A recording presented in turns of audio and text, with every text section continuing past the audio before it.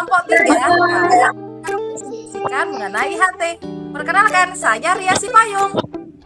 Saya Rotrianti Hutabeak. Saya Cynthia. Saya Tresya Siahan. Kami akan memulai presentasi. Yang pertama yang akan presentasi adalah Bu Teresia. Mari perhatikan presentasi kami. Nama saya Tresya dari kelompok 3 akan mempresentasikan panduan fasilitasi penguatan profil pelajar Pancasila Satuan Pendidikan SMA Negeri 3 Kisaran. Luring tatap muka 1 kali pertemuan. Tujuan pertama, warga sekolah memahami apa yang menjadi tujuan pendidikan nasional, yaitu menghasilkan profil pelajar Pancasila. Kedua, warga sekolah dapat mewujudkan karakter profil pelajar Pancasila. Outputnya, beriman, bertakwa kepada Tuhan Yang Maha Esa. Yang kedua, berkebinekaan global. Pertama tadi, beriman, bertakwa kepada Tuhan Yang Maha Esa dimaksudkan supaya peserta didik itu misalnya sholat berjamaah, doa dalam memulai pembelajaran. Berkebinekaan global maksudnya menerima perbedaan yang ada pada rekan sejawat, menghargai keberagaman budaya yang ada. Yang ketiga, gotong royong. Dimaksudkan di sini, peserta didik dapat menunjukkan karakter yang dapat bekerja dalam kegiatan di dalam dan di luar sekolah, seperti melaksanakan kebersihan kelas. Selanjutnya, mandiri. Diharapkan di sana peserta didik dapat mengerjakan tanggung jawab tugas yang diberikan kepadanya. Selanjutnya, bernalar kritis. Peserta didik mampu mengemukakan gagasan dan ide dalam forum diskusi. Yang selanjutnya, kreatif. Dapat menciptakan sebuah karya yang unik. Peserta didik dapat memanfaatkan sumber daya yang ada di sekitarnya menjadi sebuah karya atau mendukung pekerjaannya.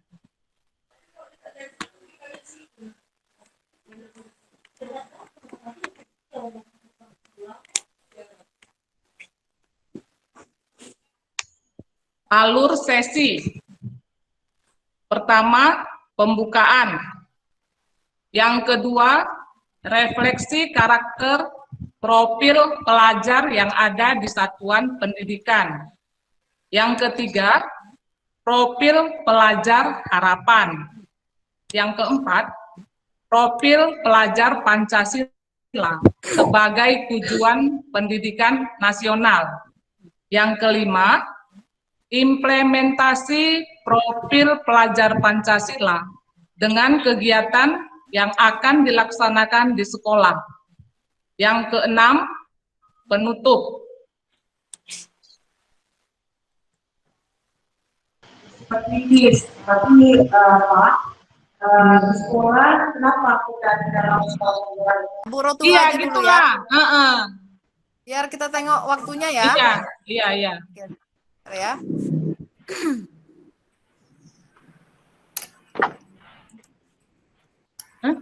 Oke. Iya, ketua kelompoknya.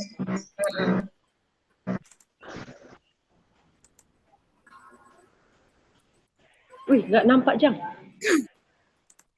Halus sekali. Kan nampak ya, Kak? Enggak. Udah aku tulis sikit-sikit sih. Oh, oke. Atau mau aku ganti tulisannya ya? Nampak kok ah. Nampaknya? Ini kan Nampak. Ya. Kok nampak sih kecil gitu? baiklah. Saya dari kelompok 3 atas nama Ruth Srianti Utapea akan mempresentasikan tentang in-house training sekolah penggerak dari SMA Negeri 1 Sebamban. Yang akan saya presentasikan yaitu tentang IHT dengan tujuan 1, mengetahui tujuan, proses dan evaluasi pelatihan IHT, serta mampu menyusun rencana belajarnya. Dan yang kedua, tujuannya adalah merefleksikan nilai-nilai dan profil Ki Hajar Dewantara dengan Ini peranannya kayak punya sebagai siapa, pendidik nah. dan Tapi merumus pembelajaran dan filosofi Ki Hajar Dewantara. Adapun output yang akan dikeluarkan dari in-house training ini adalah 1, sebagai guru mampu mengetahui konten IHT. Yang kedua, mengetahui tujuan pelaksanaan IHT. Dan yang 3, mampu memahami proses pelaksanaan IHT. Yang keempat, mampu mengevaluasi pelatihan IHT. 5, menyusun rencana ajar. 6, mendapat motivasi untuk diri sendiri dan selalu melakukan perbaikan. Yang keenam, lebih kompeten di bidangnya. Dan yang ketujuh adalah selalu mengikuti perubahan pada konsep pembelajaran. Sekian in-house training dari saya. Salam sehat untuk kita semua.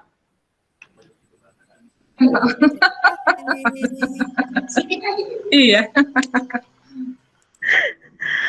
Aku nggak bisa nengok dari situ, jadi membagi Udah mantap. ke sana semua. Udah mantap Bu Rotua. Apa dia? Udah bisa lah itu, nanti kan direvisi lagi. Ya. Oke, selanjutnya aku ya. Aku Bu Siti. Siti aja dulu ya, karena aku operator. Oke, bentar ya. Kita agak Aceh. Nah, ya. Lihat kamera ya.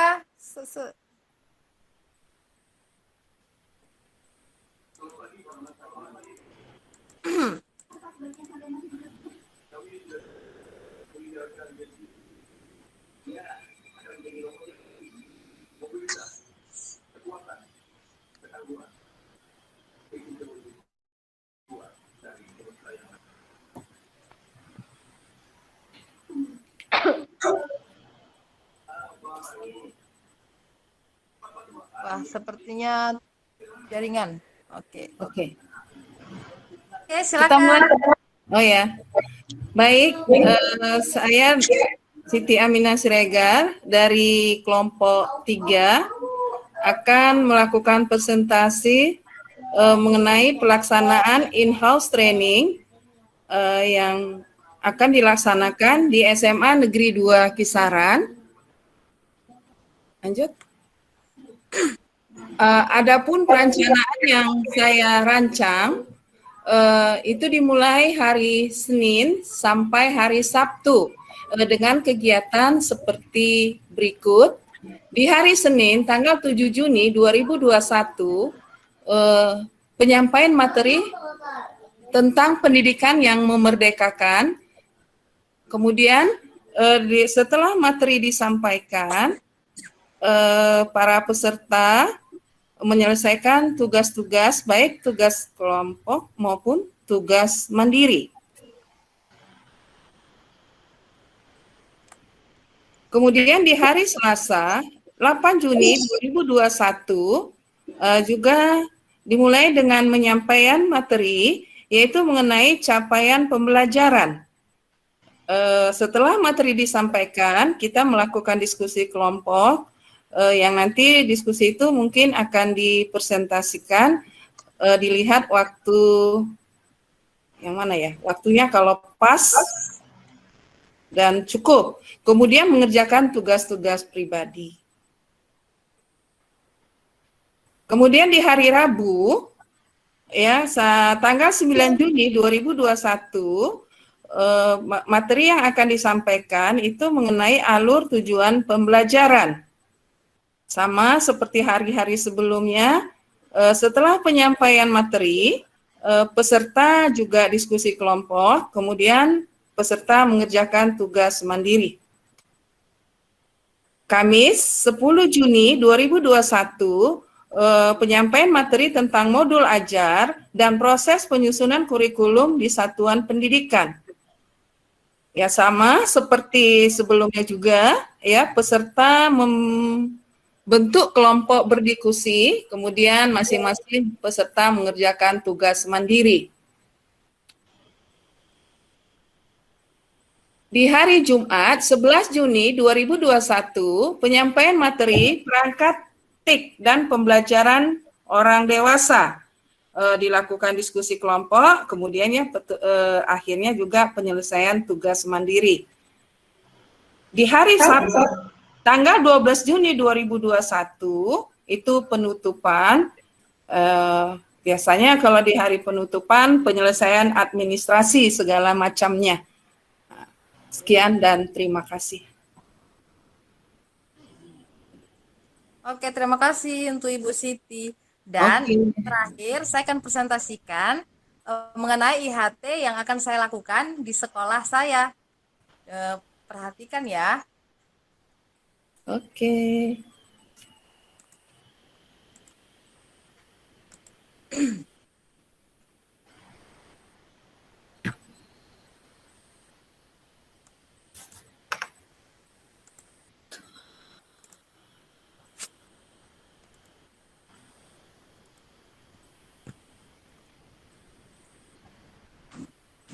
In-house training pelatihan pembelajaran kurikulum sekolah penggerak di SMA Kristen Kalam Kudus, Medan.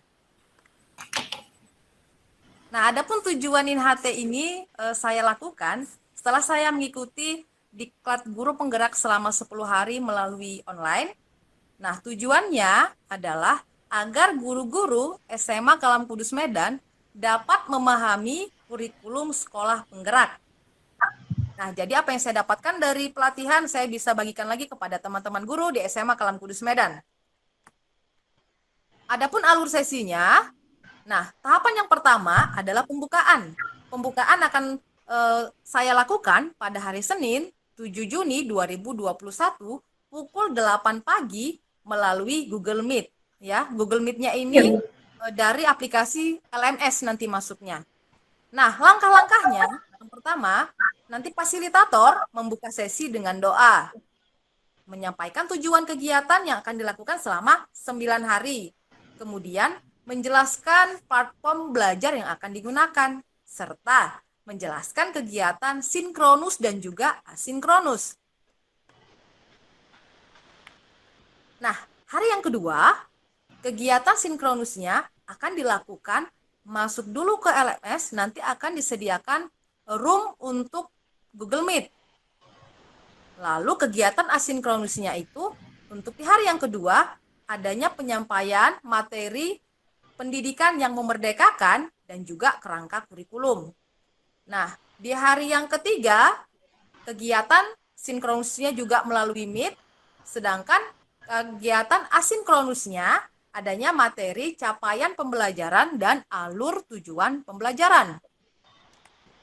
Di hari yang keempat, nah, kegiatan sinkronusnya juga tetap melalui Meet, dan asinkronusnya penyampaian materi, asesmen diagnostik, formatif, dan juga sumatif. Lalu di hari yang kelima, sama juga ya, kegiatan sinkronusnya itu dilakukan melalui Google Meet. Lalu ada lagi kegiatan asinkronus, penyampaian materi mengenai materi modul ajar. Kemudian dilanjut pada hari ke-6 dan ke-7, kegiatan asinkronusnya itu sama, via Meet, namun yang membedakan di hari ke-6, materi yang disampaikan adalah kurikulum operasional di satuan pendidikan. Sementara di hari ke-7, materi yang disampaikan literasi digital. Ke-8 dan yang ke-9, sama ada kegiatan sinkronusnya ya, cuma di hari ke-8 materinya pelaksanaan IHT, dan di hari ke-9 itu nanti ada penutupan. Nah, jadi demikianlah presentasi IHT saya dari SMA Kalam Kudus.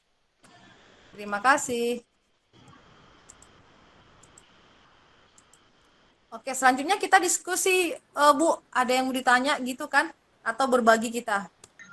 Teringatnya didiskusikan, apa yang mau didiskusikan? Kita diskusikan.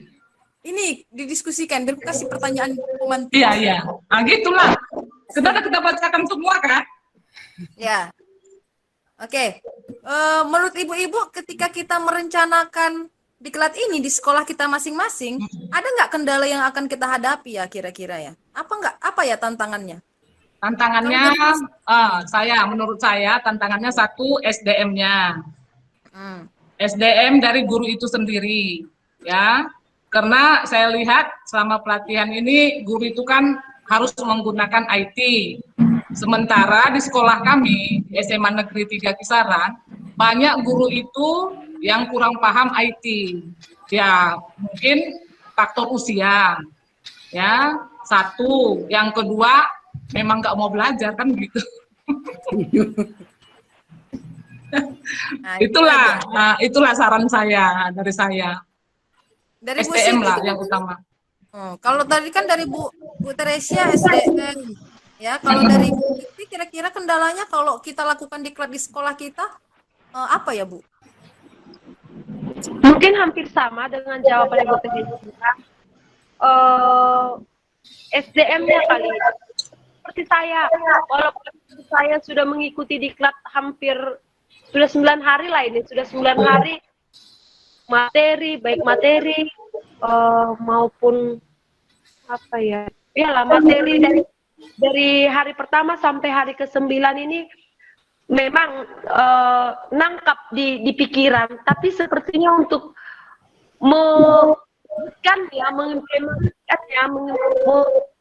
membuatnya nyata di kehidupan untuk di sekolah itu sepertinya kurang mampu, apalagi untuk mengajak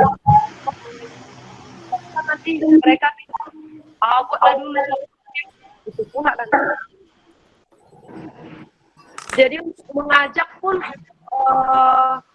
apalagi sistem daring sepertinya sulit. Belajar kok udah masuk. Supaya sama-sama untuk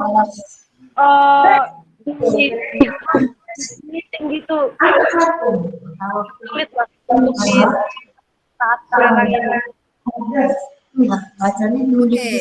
Sini Pak.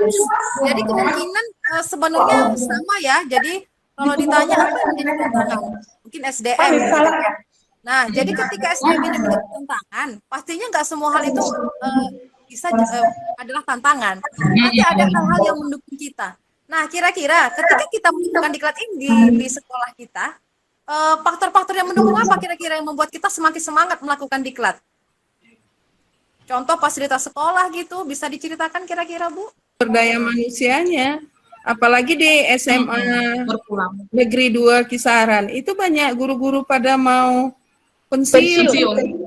Iya, ini berturut-turut setiap tahun. Setiap tahun sampai nanti kita pensiun 2029 ya. Sama. Jadi agak susah. Makanya yang dirangkum pertama itu mungkin yang muda-muda lah. Kita kan tim, kita nanti kan tim, ada tim. Mudah-mudahan tim ini bergerak semua, berbagi tugas. Hari pertama kamu menyampaikan ini, hari kedua ibu ini, hari ketiga bapak ini. Akhirnya kan menjadi sinkron. Oke. Ya, gitulah. Ya. Kalau fasilitas yang disiapkan sekolah, kalau kita di sekolah itu ada 3 ruang komputer dengan kapasitas sesuai dengan jumlah siswa masing-masing 36. Biasanya walaupun kita semua ini daring, kalau ada kegiatan yang membutuhkan IT, kami main di IT semua, nggak jarang main Zoom. Pernah di guru-guru ini kan ada tinggal di desa-desa juga, nggak terjangkau dengan internet. Makanya di rumah kami jarang main HP Pak, karena nggak ada internet katanya. Makanya kalau pengumuman Bapak nyampe, besok pagi baru kami buka, itu pun di sekolah katanya. Jadi kami selalu Zoom-nya itu nggak ada Zoom, cuma kegiatannya langsung di IT aja. Ruangannya nyaman, sama macamnya bagus. Nah pokoknya kalau fasilitas yang disiapkan oleh sekolah, di mana-mana terjangkau internet, di mana-mana kita duduk. Nah, itulah Ria kondisinya. Oke lah. Kita nggak puas dari kelompok kami. Terima kasih. Terima kasih.